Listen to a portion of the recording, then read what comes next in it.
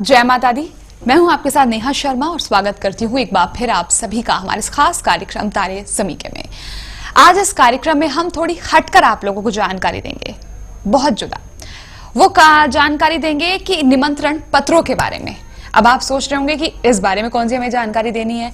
आप लोगों ने देखा होगा कि शादी के कार्ड्स पे बच्चों के बर्थडे पार्टीज के जो कार्ड होते हैं, मैरिज एनिवर्सरी या फिर और भी जो इन्विटेशन कार्ड्स होते हैं, धार्मिक चिन्ह उस पर बना हुआ होता है। और काफी लोगों के हमें फोन ऐसे मिले हैं कि उन धार्मिक चिन्हों की वजह से काफी दिक्कतें उनकी जिंदगी में उन्हें देखने के लिए मिली, काफी सारी परेशानियों का उन्हें सामना करना पड़ा।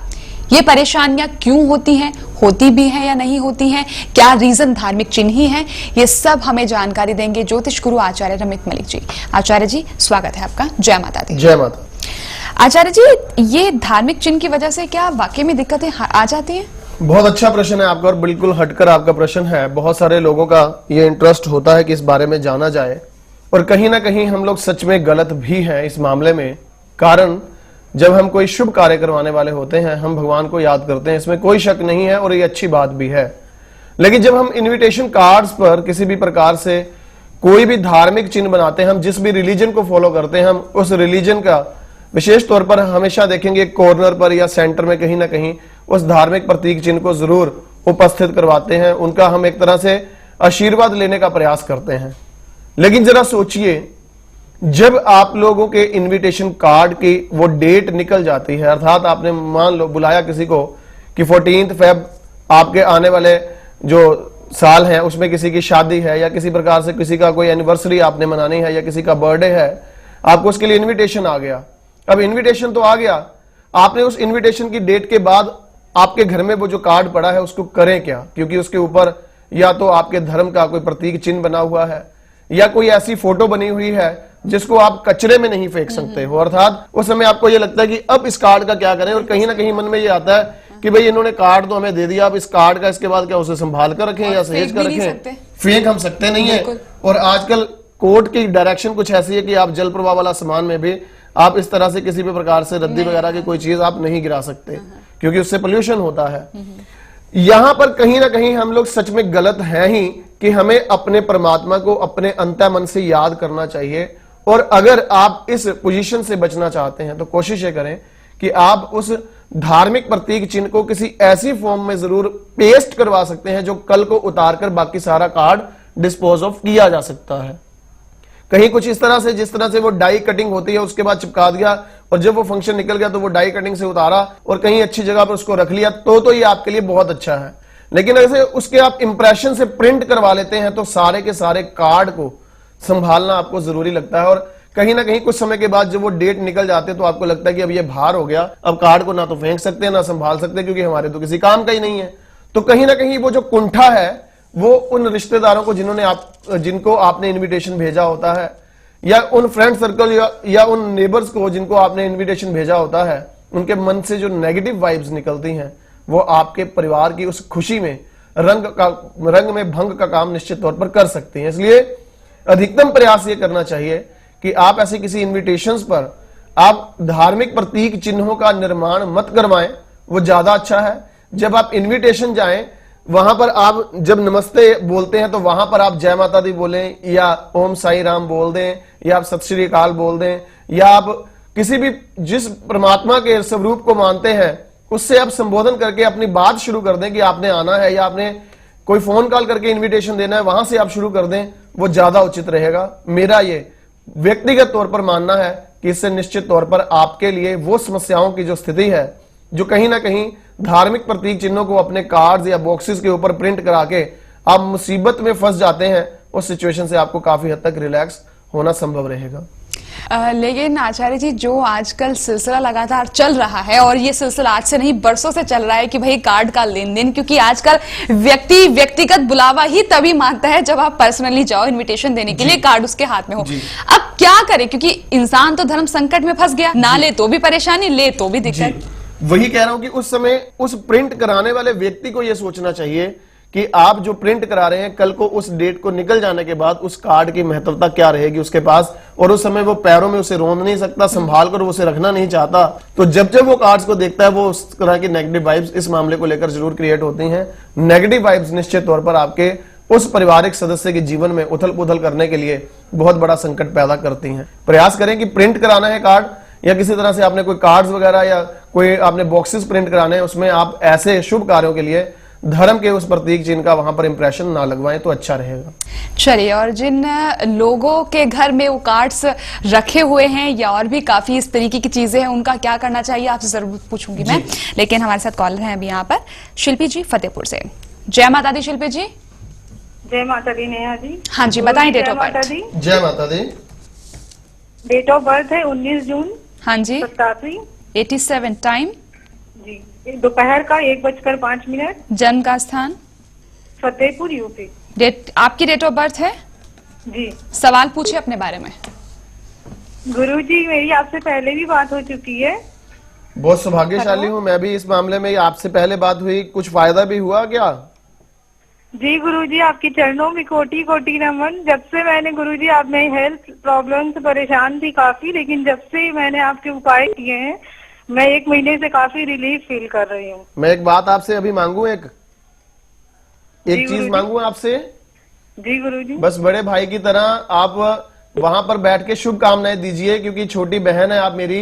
बहन कभी भाइयों के पांव नहीं छूती हैं, ना ही उनके नमन करती हैं। आप तो अधिकारी हैं, अधिकारी होती हैं छोटी बहनें, वो अपने भाइयों से कुछ भी मांग ले उनको मिलता है। आप इसलिए इस तरह की बातें मत करें, क्योंकि मैं खुद इन चीजों के खिलाफ हूं कि हम ज्योतिष आपको बता सकते हैं, भाग्य परिवर्तन परमात्मा ने करना है। केवल अपने उस इष्ट देव के चरणों में, माँ भगवती के चरणों में आप नमन करें, मुझे ज्यादा खुशी होगी। आप मेरी छोटी बहन है, आपके किसी भी काम आ सकूंगा, तो ये मेरे लिए सचमुच बड़ी सौभाग्यशाली बात होगी कि अपनी जिंदगी में 20, 50, 250 लोगों को अगर मैं मदद कर सकूं, उनके जीवन में अगर कुछ खुशियां ला सकूं, तो ये मेरा भी यह भाग्य है। तो आज के बाद आपने जब भी मुझे संबोधन करना है तो भैया कह के बोलना है, और इस तरह के शब्द चरण स्पर्श वाले नहीं बोलने हैं, ठीक है? ठीक है गुरुजी। आप मैं हेल्थ प्रॉब्लम्स इतनी फेस कर रही थी गुरुजी जी, हेलो, कि जिसके कारण मेरी जॉब भी छूट गई। मुझे लगता है कि मैंने क्यों नहीं पहले आपसे बात की। अच्छा, जो इसके लिए तो मैं बड़ा सौभाग्यशाली हूं कि मैं अपनी बहन के काम आ सका। आप बिल्कुल घबराओ मत, क्योंकि अभी भी शनि की जो ढैया है, मैंने आपसे तब विस्तृत चर्चा की होगी कि नवंबर 2014 तक जो सिचुएशन है, लगभग 28 अक्टूबर 2014 के बाद कुछ सिचुएशन और पॉजिटिव हो जाएगी और स्थितियां अच्छी हो जाएंगी। इस मामले में निश्चित तौर पर आपके ग्रह आपको सपोर्ट कर रहे हैं, और मैं जिस चीज की इंतजार कर रहा हूं ना शिल्पी, वो इंतजार कर रहा हूं सितंबर 2014 आने की। वहां आपको शुक्र की दशा आनी है 20 साल के लिए, और आप ये यकीन करना शिल्पी, उस समय आप परमात्मा से जो आज तक मांगती आई है ना, वो आपकी झोली भरकर उसके अलावा एक्स्ट्रा भी आपको देगा। इतना भगवती की आपके ऊपर कृपा होने वाली है आपके ऊपर। बस ये सितंबर अक्टूबर तक के वक्त में थोड़ा संघर्ष अभी और बाकी है, इसलिए उपायों को कंटिन्यू रखना, अभी छोड़ने नहीं है उपाय, ठीक है? जी गुरुजी। अभी आपने लास्ट उपाय क्या किया था? मैंने शनि के लिए आपने बताया था गुरुजी, पीपल में सूती धागा बांधकर उसमें जल देने के लिए जी, और आपने 7 शनिवार बताया था वो अनाज दान करने के लिए। हाँ बिल्कुल, कि स्वयं। और एक गुरुवार को बताया था आपने हल्दी को नहाने के पानी में डाल करके 2 चुटकी, वो बताया था गुरुजी। तो वो मैं कर रही हूँ रेगुलर। मेरे ख्याल 200-500 रुपए से ज्यादा खर्चा नहीं आया होगा आपके सारे उपाय में। जी नहीं गुरुजी, और मुझे फायदा बहुत है। बस भगवती की कृपा रहे। हम यही कहते हैं कि उपाय महंगे महंगे करने से कोई मतलब नहीं है। हेलो जी जी शिल्पी जी। गुरुजी, मैं मैरिज के बारे में जानना चाहती हूँ। मेरी मदर ने एक लोकल एस्ट्रोलॉजर को दिखाया था, तो उन्होंने पितृ दोष और बताया कि मैरिज में काफी लेट होगा और टिकेगी नहीं, और वैधर्म योग वगैरह भी बताया। तो मैं आपसे मार्गदर्शन चाहती हूँ गुरुजी कि मतलब ऐसा कोई योग है, अगर योग है भी तो उसके क्या उपाय? और ऐसा नहीं होगा, ऐसा नहीं होगा शिल्पी, ऐसा नहीं होगा। केवल सितंबर तक की वेट कर लो। अपने पेरेंट्स को बोलो कि रमित भैया ने बोला है कि आप सितंबर के बाद तो झोली भरकर उसके अलावा बहुत कुछ और मिलने वाला है, जो आज तक मांगती आई हो ना परमेश्वर से, वो सब उसने एक खाते में लिख रखा था। सब कुछ आपको गिफ्ट के रूप में मिलने वाला है। अच्छे परिवार में आपका विवाह होगा, लेकिन एक लेकिन है उसके साथ। आपको जो उन्होंने बताया पितृदोष, उसमें क्या है, उसको राहु चंद्रमा का चंडाल दोष कहते हैं। अगर आपको कोई रिश्ता ऐसे किसी परिवार से आया जहां आपके फैमिली ट्रेडिशंस और कल्चर मैच नहीं करता है, या लड़के की उम्र आपसे कोई 6-8 महीने साल भर छोटी हुई, तो फिर निश्चित तौर पर आप वहां पर शादी करने की प्राथमिकता दीजिएगा। मैं और स्पष्ट कर दूं अपने सब दर्शकों को, चंडाल दोष जिनकी कुंडली के 7वें घर में हो या अंगारक दोष जिनके 7वें घर में हो, ऐसे लोग अगर अपने उस बच्चे की शादी किसी ऐसी जगह कर दें जहां शादी करते वक्त लोगों और रिश्तेदारी में बड़ा हो हल्ला हो जाए, अरे भाई आप क्या कर रहे हो, यहां रिश्ता क्यों कर रहे हो, ये तो आपकी फैमिली ट्रेडिशन से मैच नहीं करते, या लड़के की उम्र लड़की की उम्र से छोटी है, या किसी प्रकार से इस लड़के का तो पहले रिश्ता होके टूटा था, या इस लड़की का पहले रिश्ता होके टूटा था, मतलब something special negative is assembled with that of kind of relation, तो फिर वो हो हल्ला जो है पहले का, वो बाद के हो हल्ले को रोक लेता है। समझ गए मेरी बात? मतलब कुछ एक स्पेशल बात अगर उस लड़के के साथ होती हुई नजर आए तो वहां पर रिश्ते को प्राथमिकता देना, जिससे आपकी मैरिड लाइफ सुखी रहेगी, परिवार आपको बहुत अच्छा मिलना है, इसमें कोई शक नहीं है, कोई वैधव्य दोष नहीं है आपकी कुंडली के अंदर। हाँ, जो ये बात मैंने बोली उसमें इसलिए बोली कि कहीं पहला रिश्ता खराब ना हो जाए, उसके लिए प्रिकॉशन मेजर से ये अगर आप उपाय कर लेंगी, एक बात का ध्यान रखेंगी, तो आपको रिजल्ट निश्चित तौर पर आएगा। गुरु ग्रह आपकी जन्म पत्री का अष्टम भाव में है, इसलिए उसके एक छोटा सा उपाय नोट कर लो, आपके लिए बहुत बढ़िया होगा कि जो आप हल्दी का प्रयोग कर रही हैं, अब हल्दी जो नेक्स्ट टाइम जब खत्म हो जाए ना ये हल्दी, तो नेक्स्ट टाइम अपने ननिहाल से हल्दी मंगवाना, ठीक है? जी। वो हल्दी अब प्रयोग करना। जब ये हल्दी जो आपके घर में पड़ी है उसको खत्म करने के बाद ननिहाल से आधा किलो हल्दी मंगवा लियो, वो 2 चुटकी हल्दी रोज नहाने के पानी में मिलानी है।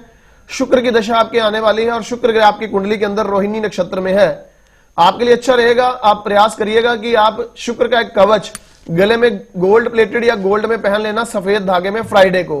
और तीसरी बात, काले रंग के और रेड कलर के कभी भी कोई भी सूट, कभी कोई ड्रेस आपको अपने शादी के वक्त अपने सूटकेस में अपने ससुराल में नहीं लेके जानी है, बाद में ले जाना, पहले दूसरे फेरे के बाद कोई दिक्कत नहीं है, लेकिन रेड कलर और ब्लैक कलर की ड्रेस आप अपने सूटकेस में नहीं लेके जाएंगी। विवाह के समय जो जोड़ा आपने पहनना है वो भी मेहरून या मैजेंटा शेड का हो, रेड ना हो, इस बात का ध्यान रखिएगा, ठीक है जी गुरुजी। चलो मेरी शुभकामनाएं। हेलो जी जी गुरुजी, आप अल्फाबेट बताते हैं प्रिकॉशन लेने के लिए, मुझे भी गुरुजी बता दीजिए। अल्फाबेट से शिल्पी ऐसा है कि उसमें कोई ज्योतिष नहीं है, मैं पहले भी बोल चुका था इस बात को कि ये भगवती की तरफ से अगर ऑटोमेटिकली कुछ संकेत मिलते हैं तो मैं बोल देता हूं, उसमें ज्योतिष नहीं है कहीं भी। अगर कभी आपसे फिर बात हुई और माता रानी ने मुझे कहा कि शिल्पी को इस बात के लिए आगाह कर दो तो मैं जरूर बताऊंगा, लेकिन अभी फिलहाल ऐसा कोई संकेत नहीं है। अच्छा रिश्ता आए, और उस मामले में जो मैंने बोला कि कुछ इंटरकास्ट या इंटर रिलीजन या लड़के की उम्र छोटी है आपसे, तो वहां पर प्राथमिकता दीजिएगा। चलिए शिल्पी, और जैसे आपने बताया कि पहले मार्गदर्शन ले चुके हैं और आपकी हेल्थ में काफी ज्यादा सुधार है, आप ये उपाय करेंगे, आपकी जिंदगी में जो भी परेशानियां हैं आने वाली वो खत्म हो जाएंगी। आप भी आचार्य जी से अपॉइंटमेंट लेकर मिलिएगा। अपॉइंटमेंट लेने के लिए आप इन नंबर्स पे कॉल करें, ये नंबर्स हैं टेलीफोनिक अपॉइंटमेंट के लिए और पर्सनली अपॉइंटमेंट के लिए। डिटेल्स आपके सामने है। वक्त एक ब्रेक का, चल लौटते हैं। जीवन में सभी के समस्याएं आती हैं और इन समस्याओं से मैं भी अछूता नहीं रहा। एक दिन यूं ही टीवी पर डॉक्टर अमित मलिक जी का प्रोग्राम देख रहे थे और मैंने अपनी पत्नी के कहने से डॉक्टर अमित मलिक जी के पास अपनी समस्याओं का समाधान कराने गया। जो जो उन्होंने बताया, बिलीव करें कि एक एक बात उनकी बिल्कुल सही निकली और उन्होंने मुझे जीवन सार अमृत किताब बनाने के लिए कहा। मैंने अपनी पूरी फैमिली की जीवन सार अमृत बनवाई और उसमें से छोटे छोटे उपाय करके हर एक समस्या का समाधान कर रहा हूँ और अपना सुखी जीवन व्यतीत कर रहा हूँ।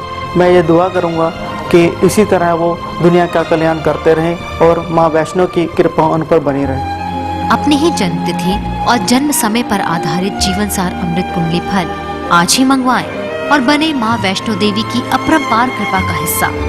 उपाय बेहद आसान, करें जीवन का कल्याण। संपर्क सूत्र 0161 5055 455 0161 508009 90। आप सभी दर्शकों के लिए सुनहरा मौका है कि यदि आप गुरुजी से स्वयं घर बैठे टेलीफोनिक अपॉइंटमेंट लेना चाहते हैं तो ये सुविधा उपलब्ध है। फोन अपॉइंटमेंट के लिए व अधिक जानकारी हेतु संपर्क करें ज्योतिष गुरु रमित मलिक जी द्वारा रहस्यमयी ग्रह राहु पर की गई बहुमूल्य रिसर्च के द्वारा उसके बुरे असर को अच्छी तरह से जानकर बुरे पलों से बचने के सबसे असरदार उपाय को गुरु जी ने त्रिशक्ति कवच का नाम दिया। उस कवच में अलग अलग धातुओं में 3 विशेष भाग्यवर्धक एवं समस्या नाशक रत्नों को जड़कर संबंधित ग्रहों के मंत्रोच्चारण द्वारा इस कवच को अभिमंत्रित करके विशेष ऊर्जा का प्रवेश करवाया जाता है। यदि आप हमारे संस्थान से लैब टेस्टेड नेचुरल या कल्चर्ड रत्नों युक्त त्रिशक्ति कवच को मंगवाना चाहते हैं तो संपर्क कर सकते हैं। छोटे से ब्रेक के बाद एक बार फिर आप सभी का हम स्वागत करते हैं हमारे इस खास कार्यक्रम तारे ज़मीं में। बढ़ेंगे आगे, हमारे साथ हैं अगली कॉलर नताशा जी दिल्ली से। जय माता दी नताशा जी। जय माता दी। थोड़ा सा एक्टिव होके बोलें। जय माता दी। जय माता दी। बताएं डेट ऑफ बर्थ। हाँ जी, मेरी डेट ऑफ बर्थ है 19 सितंबर 1985। 85 टाइम। हाँ, टाइम 7 PM।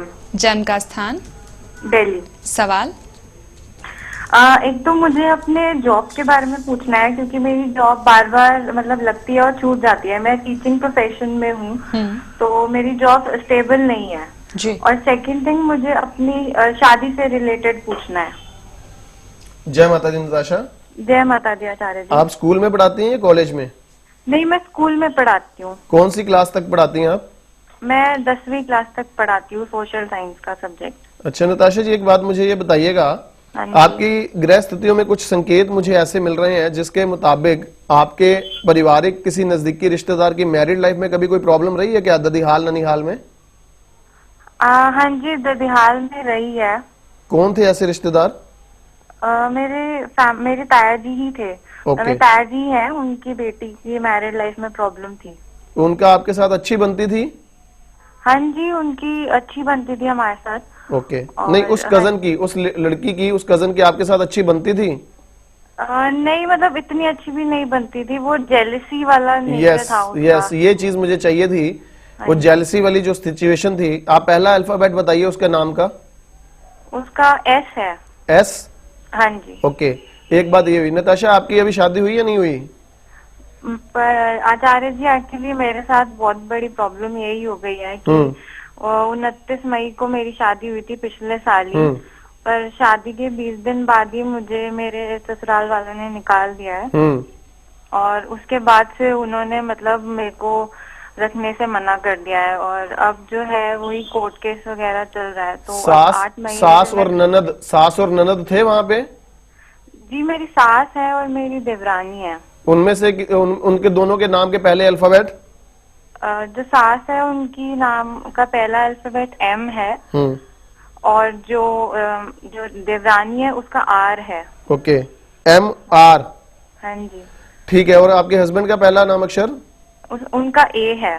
अच्छा, ठीक है। आपकी जिंदगी में MARS, ये 4 अल्फाबेट आपके लिए विशेष रहे। हाँ जी। अच्छा नताशा, मुझे ऐसा लगता है कि आपके मम्मी पापा में से भी किसी का नाम इन 4 अल्फाबेट्स में से है क्या? नहीं, मम्मी पापा का R से है, पापा का R से है ना? हाँ जी। तो समझ गया मैं सारे के सारे संकेत। यहाँ पर ये जो चौंकड़ी, ये जो नाम अल्फाबेट्स की है, ये चौंकड़ी अपने आप में बहुत कुछ बताती है। खैर, उस ज्योतिष को समझाना थोड़ा आपके इस समय में कठिन रहेगा, लेकिन मैंने पहला संकेत सीधा इसीलिए पूछा था कि आपकी फैमिली में किसी की मैरिड लाइफ खराब रही है। तो आपका उत्तर मैं यही एक्सपेक्ट करता था कि आप कहेंगे कि हाँ मेरी अपनी ही मैरिड लाइफ, लेकिन आपने बताया कि उस कजन का। चलो खैर, वो सिचुएशन मुझे समझ आई। फिर आपकी जन्म पत्री में एक और संकेत मुझे मिल रहा है। आप ये भी बात अपने परिवार के लोगों में कभी बैठकर बता की हो या बताया हो उन्होंने कभी, नताशा जब पैदा हुई थी तो आयु के पहले 7-8 साल के अंदर कोई याद रखने योग्य विशेष हेल्थ रिलेटेड प्रॉब्लम कभी आई थी जिसमें बार बार डॉक्टर दवाइयां बदलनी पड़ी हो? आचार्य जी, वो तो मुझे याद नहीं है। मतलब मैं साथ कभी मम्मी पापा ने ऐसा कोई जिक्र नहीं किया कभी? नहीं, मेरे को तो कभी नहीं किया मतलब इस तरह का जिक्र। पर मेरे को वो चोटें वगैरह बहुत लगती रहती थी बचपन जब चोटें लगती थी तो मतलब चोटें बड़ी गंभीर होती थी या बचपन में जैसी छोटी मोटी चोट लगती है?